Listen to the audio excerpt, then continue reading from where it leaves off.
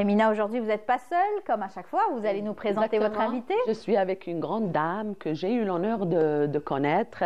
Il s'agit donc de Dr Ghtas Leïla, installée à Strasbourg et qui, ça fait déjà depuis 32 ans, régulièrement à Alger, sa ville natale, et sa ville, la ville de ses parents aussi. Bonjour. Donc, Dr Ghtas, marhaba bik. Merci à vous. Marhaba bik, ça va? Ça va, merci. Merci de me recevoir à Canal Algérie. Merci. Très fidèle à Canal Algérie. Absolument. Tous les jours. C'est mon cœur, Canal Algérie. Bonjour l'Algérie de mon pays natal. Donc, Madame Ghtas, elle pratique la médecine traditionnelle, notamment la médecine chinoise depuis plus de 15 ans. Elle est aussi professeure, médecin généraliste, gériatre, donc spécialiste dans les maladies des personnes âgées. Voilà, donc aujourd'hui, elle préside aussi la commission médicale de la Fondation Selima Souakri, qu'on salue de passage. Aujourd'hui, j'ai eu des difficultés pour la présenter, tellement son parcours il est riche. On salue Selima Souakri et puis on la félicite pour la 7e Dan, cet honneur qu'elle a fait aux femmes algériennes, parce que en tant qu'Africaine et arabe, première à avoir la 7e Dan, ça fait vraiment plaisir. Elle a honoré l'Algérie pendant des années. Tout à fait. Mais maintenant, c'est encore... Rabbi Tawal Amraha, Inch'Allah, il sera notre invité, Inch'Allah, très prochainement. Donc, Amel, Lioum, avec Madame Ghtas, on a choisi de parler de la médecine traditionnelle et des plats traditionnels algériens. Moi, j'ai choisi les plats à base d'herbes sauvages. Donc, elle est là pour nous parler justement de ce sujet, n'est-ce pas, Dr Ghtas? Tout à fait. La diététique fait partie de la médecine. En gros, moi, je fais de la médecine traditionnelle chinoise. Quand je donne... On vous voit sur la muraille de Chine, d'ailleurs.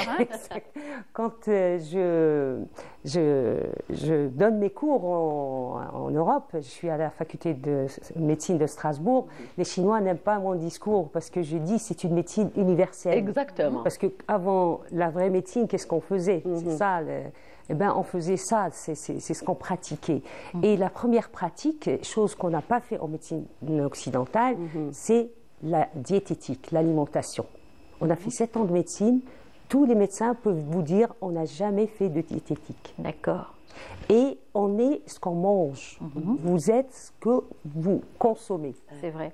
Très nos parents, nos grands-parents utilisaient beaucoup cette médecine traditionnelle, sans le savoir probablement. C'est des thérapeutes. Oui, c'était des thérapeutes. La phytothérapie existait depuis très longtemps. Exactement.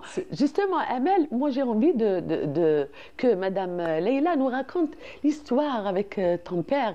باللهجة الصيفية تاعكم. جدك الله يرحمه. Les premiers soins que tu as reçus, je crois, de ton grand-père. J'ai fini mes études, j'ai fait la périne. J'ai fini la périne et tout, il n'y avait pas de boulot. Je me suis installée dans un village, Badjro, pas loin d'Aïnazel, à Sétif. On est originaire de Sétif. Je suis née وكبرت في الجزائر. لا زدت وكبرت في Alger. Mais أصلنا صيفية. Qui quitte ma médecine, j'étais très jeune, j'avais 24 ans dans le temps. Et je me suis installée dans la maison où ma mère est née. Et je soignais les gens. Et un jour, j'ai eu une toux, quel et tout, j'ai eu une toux, et je ne pouvais pas m'en débarrasser. Et mon grand-père a dit, وش بيك انت تقداوي الناس وتشعلي اروحي لهون. Il a fait واحد لي زو هكذايا مش عارف توساهم وطرطقهم فوق الشميني ودار له مش عارف واش واحد الملح وواحد هكذا. قال لي mange savoir, moi tu vas voir. J'ai jamais toussé depuis. Comme on dit, darba wahda. Mais finalement, il y a un grand retour aujourd'hui à tout ce qui est médecine traditionnelle, n'est-ce pas? Je ne sais pas, mais en tout cas, en Europe, j'ai une patientèle à 98% alsacienne, comme je suis à Strasbourg, mais qui viennent, ils me disent, je ne veux pas de médicaments. On nous a dit, vous prescrivez pas. Bon, je prescris parce que je suis médecin d'abord. Bien sûr, obligatoirement. Et obligatoirement que dans certaines situations. Mais je traite souvent, enfin, on continue avec la médecine traditionnelle, je fais de l'acupuncture. L'acupuncture, c'est pratiquement, moi j'ai appris beaucoup de choses à l'din ou à l'être humain de la médecine. En fait, l'être humain, il est l'équivalent d'un astre. L'équivalent d'un astre. Qu'est-ce que ça veut dire? On travaille sur des méridiens, et les méridiens hadouk, c'est l'équivalent de les fleuves qui sont sur Terre. C'est un apprentissage. Hein. Alors en médecine, déjà, on sait que 70% d'eau dans le corps, ce qu'il y a sur la Terre. Et ça, tout le monde le sait, pour vous dire l'équivalence. Et du coup, on travaille sur ça pour libérer une énergie. Des fois, pourquoi moi j'ai fait ça? Parce que la médecine occidentale n'a pas répondu à beaucoup de mes questions. C'est vrai. Et beaucoup de pathologies aussi. Absolument, absolument. Des fois, il y a la pathologie, mais on ne sait pas d'où elle vient. Un blocage, on fait tous les examens et on ne trouve rien du tout. C'est vrai. Ça se passe dans votre tête. C'est quoi, ça se passe dans votre tête? J'ai mal. Oui. C'est un peu... Et en fait, quand je pratique ça, je peux libérer cette énergie parce que je fais une médecine holistique qui prend la personne en charge entièrement. Quand je dis entièrement, on revient toujours au sujet de Madame Amina, c'est la diététique. Qu'est-ce que vous mangez? Moi, je demande à la personne si elle mange salé, sucré, est-ce qu'elle déjeune, est-ce qu'elle déjeune pas, est-ce qu'elle boit beaucoup de café, les heures et tout ça. C'est déjà ce que vous mangez. Après, il y a la vie privée, si vous êtes bien... Voilà. On vous voit, vous êtes souvent sur les réseaux sociaux, vous répondez à des questions, vous faites des petites des vidéos aussi explicatives. J'essaie justement, j'avais promis aux personnes qui me suivent de répondre à des questions pendant cette émission, parce qu'on n'arrête pas de me répéter, c'est quoi cette médecine? C'est quoi cette médecine? C'est une médecine, profiter de l'occasion. C'est une médecine parallèle à la médecine occidentale, parce que la médecine occidentale, comme je vous ai dit, il y a beaucoup de défaillances, parce que avant la médecine occidentale, comment on se soignait? Comment ces gens-là étaient thérapeutes? Elle disait, Amina, avec ses herbes, avec ses alimentations. La première alimentation, il faut qu'elle soit saisonnière. On n'a pas à manger le filfil à monton. Ça n'existe pas. En Europe, on fait que ça. Oui. Tout a été chamboulé, c'est vrai. Exactement. Et vous pensez qu'aujourd'hui, avec ces changements, donc cette agriculture intercalaire, etc., ça apporte de la négativité à notre santé? Je pense, oui. Je pense. Un excès d'engrais peut-être. On a un grand avantage en Algérie parce qu'on a des fruits et des légumes. De saison. Exactement. Justement, Amel, je voulais juste savoir qu'est-ce que tu prends le matin, le petit déjeuner? Moi, je prends du café crème, des croissants. Non, une infusion en général. Du thé, une infusion. Alors, tu sais ce qu'elle... Avec une biscotte. Tu sais ce qu'elle porte, docteur Retas, Leïla? Elle prend Rouina. D'accord. Hein? Rouina, exactement. Parlez-nous un petit peu des bienfaits de Rouina. Rouina, c'est du blé concassé, grillé. J'ai l'origine de ma mère, Mstef. Oui. Ça doit être bon, hein? C'est très bon. J'ai déjà commandé ma part, ma part, et je mets des grains de lin, de sésame, de chia. Je fais tous des rhum, ou je mets même un peu de poudre de clou de girofle, parce que ça protège contre les bactéries. On est tout le temps en face. Ce qu'on avait proposé pour le Covid à une période. Ah, moi, je mets ça tout le temps. Quotidiennement. Quotidiennement. Bon, quand on est en vacances, je suis là. Oui. Donc, vous conseillez aux auditeurs ou aux téléspectateurs avec les auditeurs, de ne pas prendre le petit déjeuner, café, crème le matin. Il faut manger des protéines le matin. Totalement. Le lait il est nocif, le café crème le matin. Oui. Ah bon? Un grand ostéopathe a écrit un livre sur les traumatismes des os et surtout l'arthrose. Et quand il travaillait avec ses patients, il dit notre thérapie dans notre assiette. Le livre s'appelle comme ça. Et il trouvait des histoires de traumatismes osseux, réguliers, l'ostéoporose et tout. Et il posait la question à tout le monde. Et il a trouvé, le point commun de tout ce monde-là, c'était le café au lait. Ah bon? D'accord. Ouais. Pendant longtemps, les Algériens étaient habitués à cette tradition du café au lait. Notamment. Moi, je l'ai arrêté depuis très longtemps. C'est pour ça que je prends des infusions. Parce qu'on avait dit que le lait était très pas conseillé. C'est-à-dire que... Avant de découvrir mieux cette médecine, moi, je consommais que du lait. Je n'ai jamais consommé de café. Mais après, je suis passée au thé, au café. Bien sûr. Et bien sûr, d'autres recettes. Moi j'ai envie de revenir sur les plats traditionnels algériens. J'aimerais bien que... Est-ce qu'on peut avoir une petite idée sur les vertus, les bienfaits des plats traditionnels algériens? Écoutez, moi je pense, comme je disais tout à l'heure, je pense que c'était des vrais thérapeutes, ceux qui ont choisi les plats. Parce que chacun fait la saison تاعو. Ou tani, les épices qu'ils mettent. La poudre de clou de girofle, c'est un antibiotique. C'est vrai. Naturel. Le curcuma, le khaal, l'assaisonnement هذاك, c'est pratiquement pour soutenir l'immunité, pour soutenir les émotions.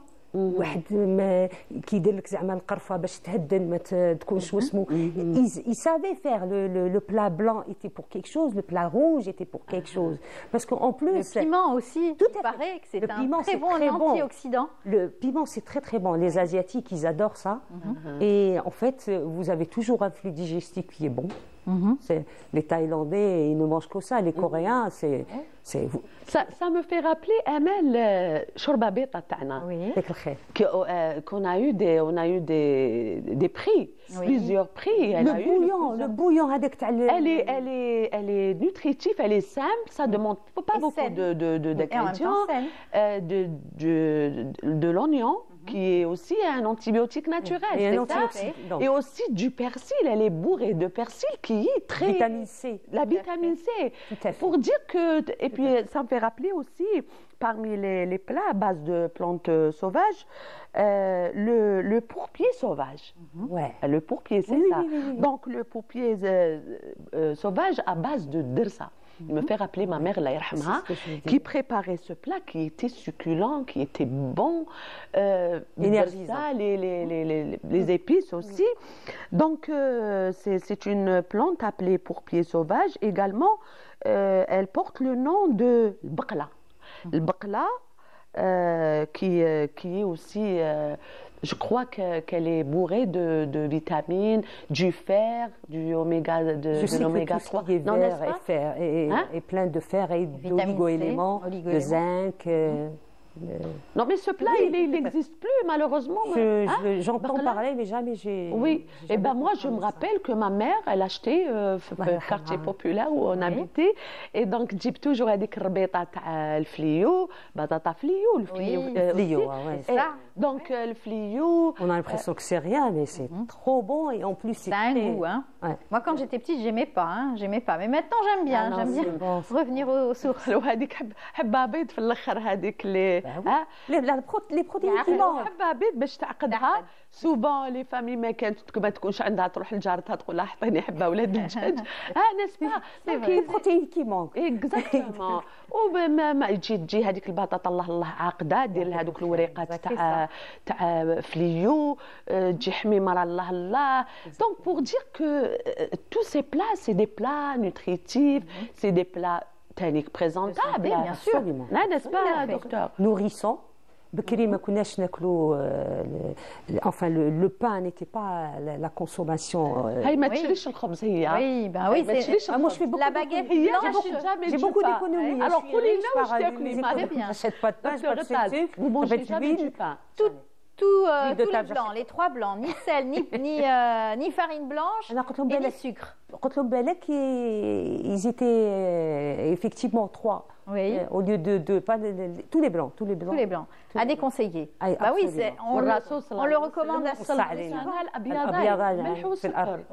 Ils sont nocifs, donc il faut les éviter. Hein. Je crois que c'est une question d'habitude. Moi, j'ai entamé un régime grâce à Madame Retas, docteur Ramadan. Et donc, j'ai supprimé les mauvaises habitudes, taqal bellouz en soirée, trop de zlabia. Et je me suis habituée. Maintenant, les sucreries, ça me dit absolument rien. Et j'ai maigri, Jma'a. Donc, tant mieux. Pour arrêter le sucre, les gens, c'est dans la tête. Alors, c'est vrai que c'est un addictif, mais catastrophique, parce que le sucre, bah, la cocaïne. Oui. Il y en a qui ne peuvent pas s'en passer. Hein. Oui, moi j'ai entendu des patients qui me disent je suis là, je cherche mon sucre, je cherche mon sucre. Oui, ah oui, c'est terrible. Il y a une astuce moi que je donne à mes patients, elle est très simple. Je ne vous demande pas de faire du régime. Voilà, il y a une flore qui est désastreuse dans votre corps parce que vous avez commencé à consommer du sucre de façon très... Maintenant, je crois le taux d'yellow, pas plus. هذيك la flore هي اللي تعيش بهذاك السكر. C'est pour ça quand vous avez fini votre repas, vous êtes rassasié et vous Il y a un appel au sucre. Vous passez devant un gâteau, vous le mangez. Ça ne suffit pas. علاش parce que هذيك اللي حاب تاكل. Si vous faites un régime équivalent à 5 jours voire une semaine, strictement démuni de sucre. Alors je vous promets هذيك تموت et vous verrez vous-même, il n'y aura plus un appel au sucre. Et vous-même, vous n'aurez pas cette envie cette appétence au sucre. C'est vrai.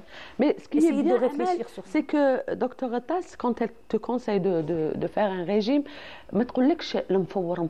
Non. On a tendance, quand on écoute المفور, ça y est, tu n'as plus envie de faire le régime. Moi, j'aime bien. Donc elle te dit, elle te dit au contraire, دوزني. دوزني بالطبع والشان، ديري شوية زيت، ديري لي زيبيس تاعنا، ديري الثوم، ديري البصل، دوزني وكولي واستمتعي بالماكلة. C'est ce qu'elle te conseille, voilà. Réduire les plats, réduire les assiettes, les portions, on va dire, hein, c'est cela. Beaucoup plus. Le gras, oui, pas de gras. Pas de gras. Une portion protéinée, خذي البروتين، علاش تحطي كيما قالت لك ديري دوزني bien. Il faut donner aussi, il faut nourrir nos émotions aussi, hein. Nourrir nos émotions. La cuisine, c'est un plaisir aussi. Absolument. وما كاين ناس يقول لك بالعربية ريجيم رحلة عذاب طويلة. C'est faux. C'est faux. C'est faux. On peut faire un régime, on peut manger. Le soir, manger une petite soupe avec des fruits. Allah, se régaler avec une assiette. Et donc, je ne vois pas les gens qui... J'ai fait un régime, j'ai perdu presque 10 kilos. Tu ne l'as pas remarqué? Moi, j'ai bien remarqué. J'ai bien remarqué. Très bien remarqué. Et je me sens légère, je me sens bien, comme j'ai chopé le diabète. Comme 10 kilos, c'est excellent. 10 kilos, oui. J'ai chopé le diabète durant la pandémie, la Covid, et donc j'étais obligée de perdre en moins de 10 kilos. Amina, en parlant du diabète, moi je dis toujours aux diabétiques, quand je leur parle de leur régime, alors ils sont là, ouais, mais il ne faut pas manger de sucre, nanani, nanana.